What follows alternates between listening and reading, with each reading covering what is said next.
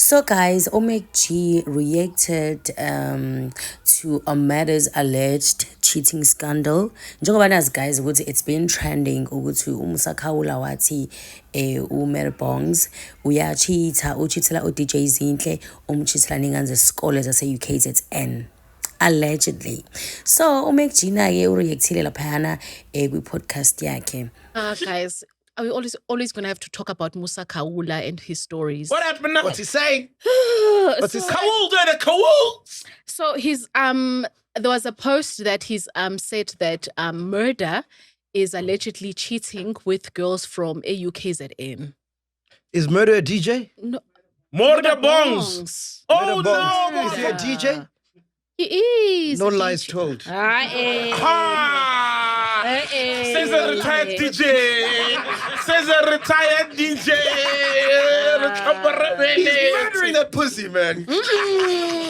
Wait, but murder. No. Oh, hey man. Well, I don't like this for Zinhle because there was people just also got like all.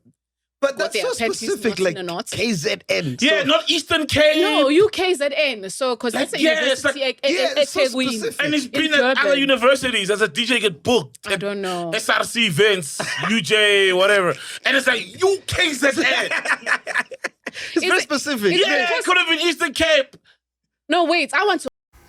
Aye guys, ake sifundeni ama-comments amanye awo ngitheme ngiwafunda ngathi hayibo isigaxa esingaka njengalona nje othena true he's currently dating Nokubonga Precious Ngcobo from Durban North. I went to school with her. Hehe, sicela iproof ke babes. Ukushada kuyafana nokuzigakela. Yo guys, athi lona hayi man. Yo guys, hey imshado yazi asahaleli nje manje. Okay, let me talk about myself. Like, mengibona umshado nje ngiyascrolla mhlambe ku social media ngibona abantu abashadayo. Angisasho ukuthi oh wow, oh my god, saba well akusafani nje naqala nje. Manje nje bengicabanga umshado nje ngicabanga nje stress. Because abantu bayadivorce, abantu nje ngathi abekho happy most yabo emshadweni.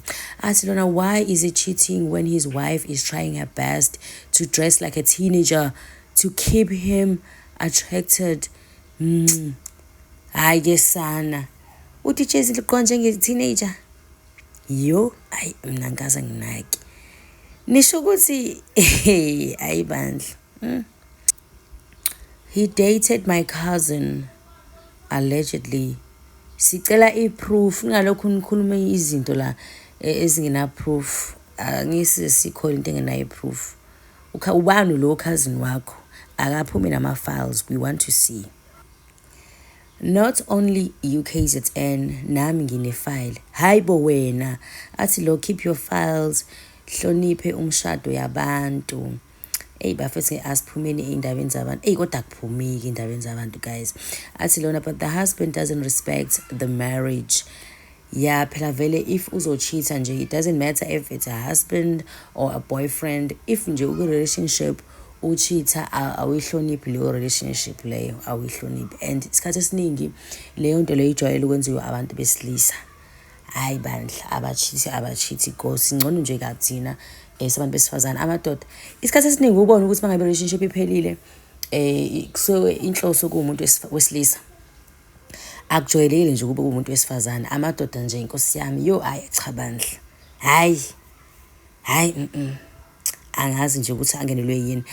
Athi lona kucheata ngisho amatornado. Yo, you're always waiting for someone's downfall.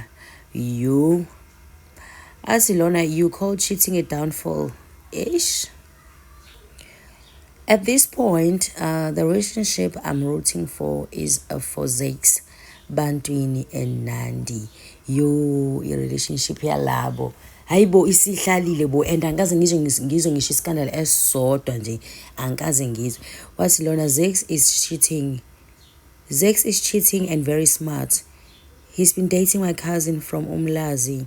It's been a year now. He's just smart enough not to show his face. I mean not to show his wife.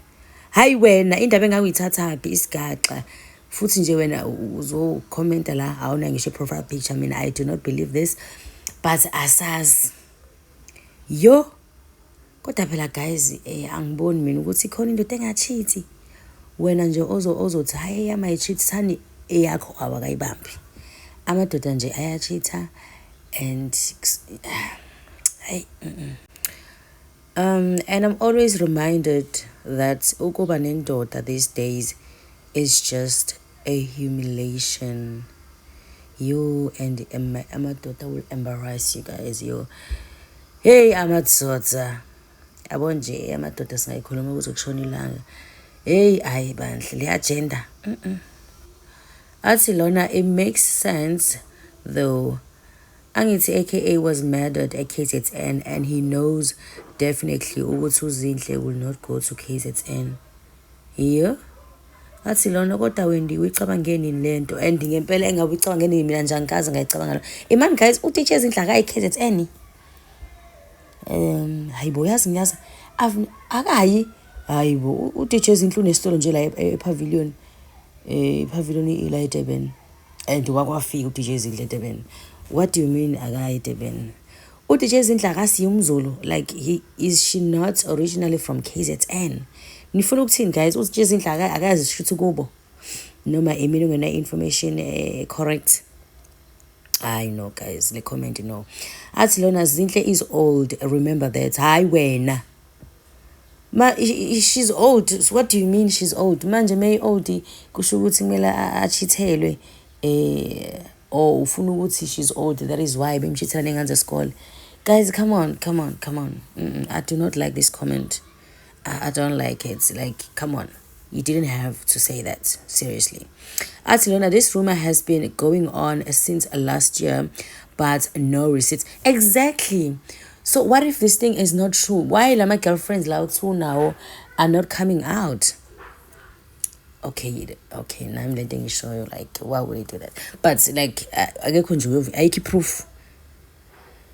Atilona, exactly, there's no proof. Only rumors. Hayi nami ngeke nje angikholwa nje lento le lesi story lesi, and ngempela uqiniselelo lama rumor lawa asiqala ukuzwa manje lento le last year sike sayizwa.